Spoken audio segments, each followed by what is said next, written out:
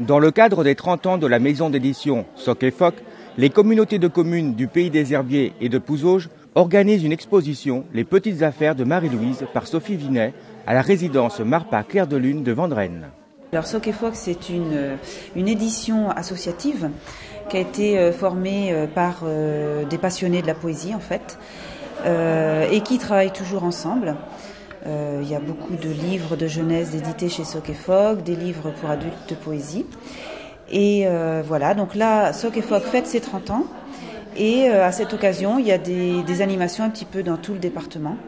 Des expos comme les petites affaires de Marie-Louise, des lectures, des rencontres. Et puis tout ce week-end, rencontres avec les auteurs.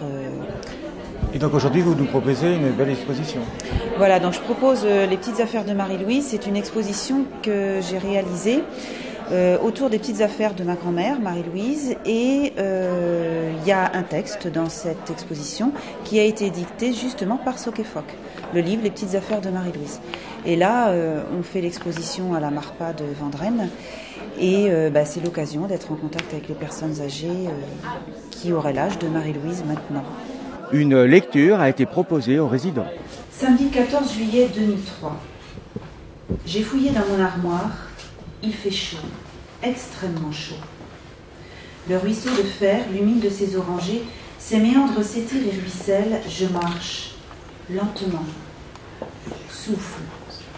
Chaleur écrasante, gorge sèche, beaucoup de bois mort tombés. Peu à peu, ce lieu s'offre au regard. Les méandres ont dévié leur chemin. Je suis leurs filets rouges vers les forêts. Scrute leurs lignes et détours.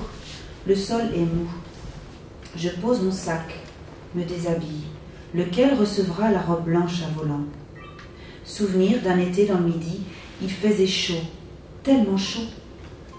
L'eau court sur le coton de la robe, du bas vers le haut. J'ai soif. Scintillement du ciel sur une fleur brodée.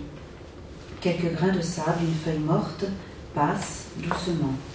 Je ne vois pas mon reflet. Demain, au creux des plis, l'empreinte du temps marquera de ses ocres rouges cette robe oubliée, bordée de terre. Traversée par la fraîcheur de l'eau, la robe fait tache dans cet étrange paysage. Le soleil sur ma peau, j'ai chaud, très chaud.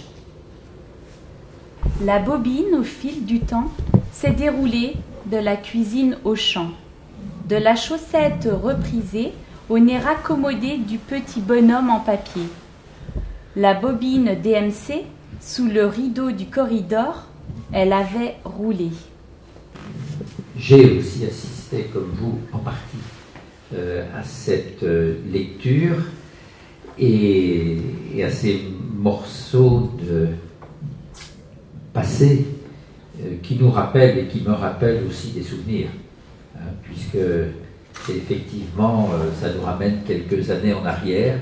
Je pense que vous toutes avez sans doute eu l'occasion de repasser aussi des images de votre vie, des relations avec vos enfants, avec vos petits-enfants, et en même temps aussi de ce quotidien qui est aussi exposé aussi sur cette table, puisque j'ai pas eu le temps de regarder dans le détail, mais de fait c'était aussi le quotidien que nous avons connu avec ces boîtes que maintenant certains ou certaines collectionnent, et puis tous ces objets, les objets au crochet, tout ce que nous pouvons observer ici, c'est aussi un passé que l'on peut regretter parfois.